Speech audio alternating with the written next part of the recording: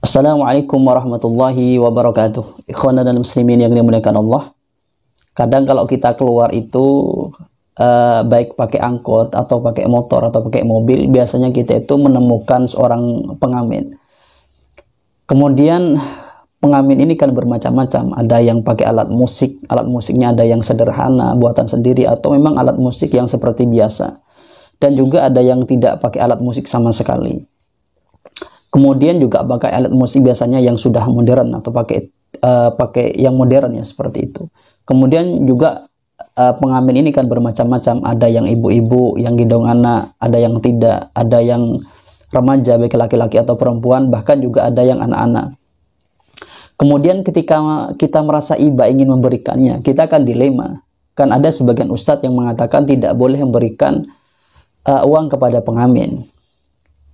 Di samping lain kita akan merasa iba untuk kalau tidak memberikannya.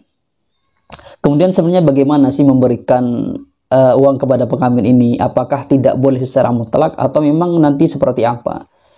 Kalau kita lihat di berbagai bahasa masail di kalangan azwaj atau di kalangan pesantren, ilah terbesarnya kita tidak boleh memberikan kepada pengamen itu ada dua. Pertama, karena alat musik yang dia pakai. Kedua, tentang masalah i'anah alal ma'siyat. Kalau alat musik yang dipakai itu diharamkan, maka tidak boleh. Nanti masuk istijarnya itu nggak boleh, karena ini adalah alatul lahwi yang tidak diperbolehkan. Kemudian kedua, ketika i'anah alal ma'siyat, kalau uang yang kita berikan meskipun 100 rupiah, ketika ini nanti i'anal ma'asiyat, membantu kepada maksiatan kepada orang yang kita berikan, maka hukumnya kita ini masuk al-wasail hukmul makosid. Kalau makosidnya ini diharamkan, maka wasailnya ini juga diharamkan. Kalau nanti uang ini sama pengamen digunakan kepada hal yang diharamkan, misalnya untuk mabuk-mabukan, maka uang yang kita berikan ini juga diharamkan, karena termasuk i'anah kepada maksiat, yaitu berupa mabuk-mabukan. Akan tetapi misalnya tidak ada unsur i'anah al ma'siyat, maka diperbolehkan. Jadi kalau melihat ini sebenarnya itu masih ada penafsilan, ada perincian. Jika memang misalnya ngikuti khilaf dari ulama tentang masalah alat musik yang dipakai misalnya, maka dari unsur ini nanti diperbolehkan. Juga ketika ini masuk di dalam konsep misalnya ranah i'anah al ma'siyat. Kan ketika kita menyangka seorang itu, nanti yang kita berikan ini dapat membantu dianya atau dipakai oleh si pengamen ini untuk kepada hal-hal yang maksiat secara syariat, ini kan nanti kita bisa tahakkuk atau memang yakin itu digunakan terhadap maksiat, atau memang kita hanya dhon atau itu syak, hanya ragu-ragu saja. Ketika yakin itu tidak boleh, karena termasuk i'anah al ma'siyat. Ketika syak atau ragu-ragu kita, maka itu masih diperbolehkan, karena di dalam konsep fikih itu asyakku kal ma'dum. Syak itu seperti halnya tidak ada. Jadi kalau kita melihat ranah semacam ini, maka ada dua penafsiran. Jika memang alat musiknya mengikuti khilaf ulama yang dipakai oleh si pengamen ini, dan yang kalau uang yang kita berikan itu tidak tentu akan dipakai untuk maksiat, maka masih diperbolehkan untuk kita memberikan uang kepada pengamen. Kemudian kalau kita melihat dari sisi yang berbeda dari pengamen ini, gimana kalau seorang pengamen ini adalah misalnya orang yang tidak punya? Kita tidak melihat ada satu masalah orang kaya kemudian menjadikan profesi pengamen ini sebagai profesinya atau yang lainnya.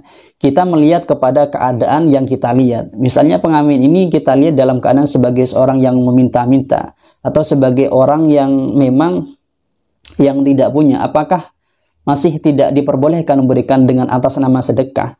Kalau kita lihat di dalam kitab Asnal Matalib fi Syarhi Raudhit Talib, di sini memang dikatakan yahrumu daf'u shadaqati tatawwu'i ila al-'asi bi safarihi aw iqamatihi idza kana fihi i'anatun lahu 'ala dzalika. Tidak boleh memberikan sedekah tatawwu kepada orang yang bermaksiat, baik maksiat karena safarnya atau perjalanannya, atau karena iqomahnya atau berdiamnya. Kalau nanti yang diberikannya atau sedekah yang kita berikan itu dapat membantu atau dibuat dia sebagai melakukan maksiat. Ini semua dalam ranah ketika imam tahakkuk. seperti itu. Jadi kalau melihat ibarat ini, meskipun orang meminta-minta, kalau kita yakin bahwasanya orang tersebut akan menggunakan uang yang kita berikan kepada hal-hal yang diharamkan secara syariat, maka kita memberikannya tetap tidak boleh. Kemudian kalau kita lihat di dalam kitab yang berbeda, misalnya di tafsir Al-Qurtubi, di sini dikatakan bahwasanya menurut Ibnul Arabi itu, orang yang muslim ini sebenarnya meskipun dia bermaksiat juga orang muslim, jadi berhak juga menerima sedekah dari kita. Dan juga dikatakan fi sahihi muslimin anna rajulan tasaddaqa ala ghaniyyin wa sariqin wa zaniyatin wa tuqbilat shadaqatuhu. Jadi memang ada kasus di dalam kitab Sahih Muslim itu, ada seorang laki-laki yang bersedekah kepada orang kaya atau kepada seorang pencuri atau kepada seorang yang penzina, sedekahnya itu diterima. Kita melihat, jadi kalau kita melihat dari ibarat ini, memang kalau kita pandang dari sisi di dalam kitab Al-Qurtubi itu ya diperbolehkan seperti itu. Kemudian kalau kita pandang dari bahsu masailnya azwaj atau santri, atau di dalam kitab Asal Matalib fi Syarih Raudhit Thalib, itu memang tidak diperbolehkan ketika dalam ranah kita yakin bahwasanya itu digunakan kepada maksiat. Nanti uang yang kita berikan meskipun 100 rupiah itu digunakan kepada hal yang maksiat, maka tidak diperbolehkan. Kemudian kalau tidak seperti itu, maka meskipun pakai rumusan dari santri azwaja atau pakai di dalam kitab Asnal Matalib, itu tetap diperbolehkan. Kemudian kalau kita lihat kan ada di sebagian pengamen itu yang memaksa-maksa.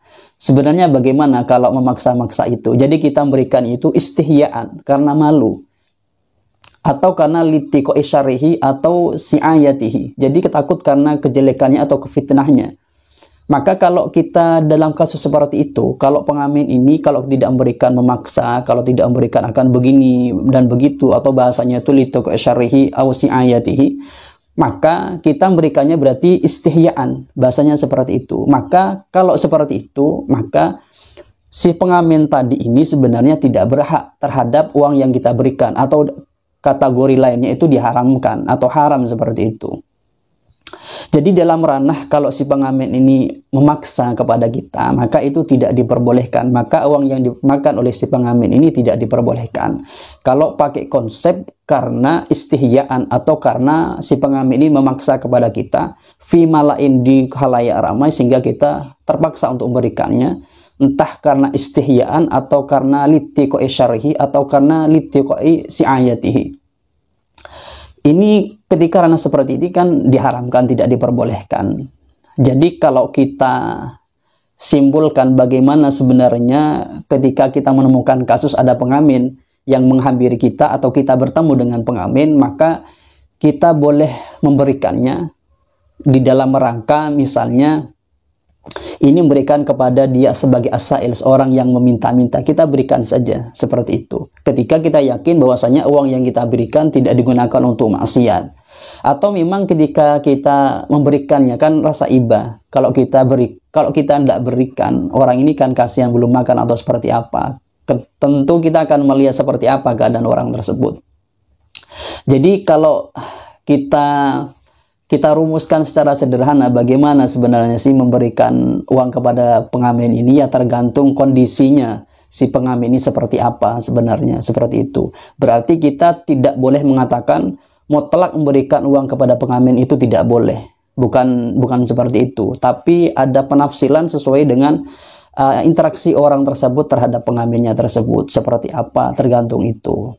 Dan kalau kita tahu bahwasanya ketika Rasulullah Shallallahu Alaihi Wasallam itu pernah menegur seorang peminta-minta, beliau itu kan bahasanya itu dengan pakai bahasa asa ilun anta ambaiun. Apakah kamu ini seorang peminta atau penjual? Maka kan Allah Taala itu menegur Nabi Muhammad Shallallahu Alaihi Wasallam dengan ayat di surat Ad-Duha itu, wa ammasa ila fala tanhar, dan kepada orang yang meminta jangan kamu tanhar, jangan kamu bentak atau jangan kamu marahi, seperti itu kalau bahasa kita. Jadi dari itu mungkin sebisa mungkin kita tetap memberinya. Kalau dia masih anak muda, jangan kita berikan uang, berikan rokok atau apa yang bisa dibuat makan saja. Kalau anak kecil ya bisalah kita berikan uang 1.000 atau berapa seperti itu. Tidak mungkin kan kalau anak kecil kita berikan rokok dan seterusnya seperti itu. Mungkin itu yang bisa kami sampaikan, kurang lebihnya dari kami. Assalamualaikum warahmatullahi wabarakatuh.